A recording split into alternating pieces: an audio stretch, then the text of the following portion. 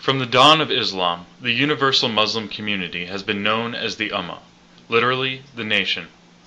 From the 7th century through the early 20th century, the Ummah was ruled by a caliph, who was considered to be the legitimate political successor to the Prophet Muhammad on earth.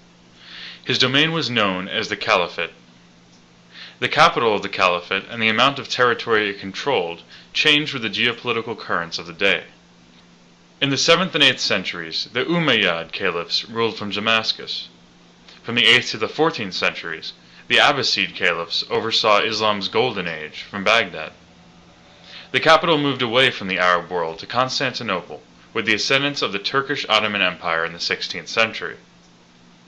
No matter what form the caliphate took in a particular era, it was always ruled by one adaptation or another of Islamic Sharia law. The Quran was the highest legal authority, and Christians and Jews lived as insecure dhimmis, inferior guests in the domain of Islam. Zoroastrians, Hindus, and polytheists, at the fringes of the caliphate, were considered even lower. From the 19th century on, as the Western world modernized and industrialized, the obsolete Ottoman Empire steadily declined. Western concepts of nationalism influenced Arabs in the Middle East, who wondered why they were being governed from a faraway Turkish capital, and influenced Turks to wonder why they were governed by an ancient religious empire rather than a Turkish nation-state. It was this morally and physically weakened caliphate that opposed the Allies in World War I, uniting with the Central Powers of Germany and Austria-Hungary. From the ashes of the Ottoman defeat at the hands of the Allies, the nationalist leader Mustafa Kemal Ataturk declared the modern state of Turkey. On March 3, 1924, he constitutionally abolished the institution of the Caliphate, the first time this had happened in almost 1,300 years since the Prophet Muhammad walked the earth. It was just 4 years after this spiritual political blow that the Muslim Brotherhood was founded in Egypt in 1928. The Brotherhood railed against the new tide of nationalism in the Middle East. Their primary goal was to reinstate Islamic rule and Sharia law in the modern nations that used to belong to the Caliphate, and eventually extend that rule over the entire world. The officially stated objectives of the Brotherhood are building the Muslim individual, building the Muslim family, building the Muslim society, building the Muslim state, building the Caliphate, and mastering the world with Islam.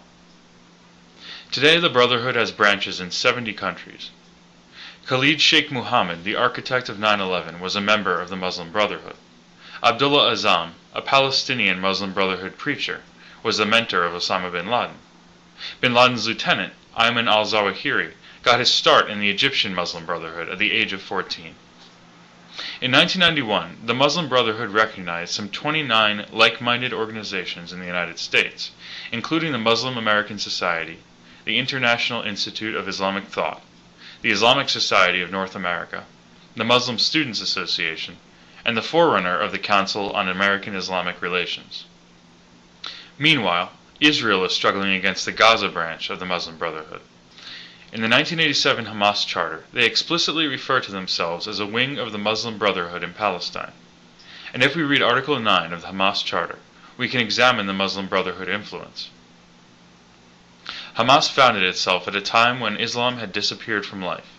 Thus, rules were shaken, concepts were upset, values changed, and evil people took control. Oppression and darkness prevailed. Cowards became like tigers. Homelands were usurped. People were scattered and were caused to wander all over the world. The state of justice disappeared, and the state of falsehood replaced it. Nothing remained in its right place. When Islam is absent from the arena, everything changes. This, of course, refers to the fall of the Islamic Caliphate. As for the objectives, they are fighting against the falsehoods, defeating them and vanquishing them so that justice can prevail, that the homelands be retrieved, and from their mosques the voice of the muezzin would emerge, declaring the establishment of the State of Islam, so that people and things would return each to their right places, as Allah is our helper. The Western concepts of peace and truces and territorial compromises are not relevant to the conflict with Hamas. No territorial concession will whet their appetite, as a violent reaction to the Israeli withdrawal from the Gaza Strip in 2005 has shown.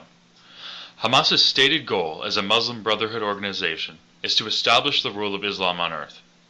First over the Gaza Strip, then the West Bank and Israel, then the rest of the world. They believe the world was organized properly in the era of the Caliphate, and that the past 85 years of secular rule in the Middle East have been a hideous aberration. In their eyes, Israel is not marked for destruction because it occupies this or that piece of territory, but because it exists at all as land not governed by Sharia.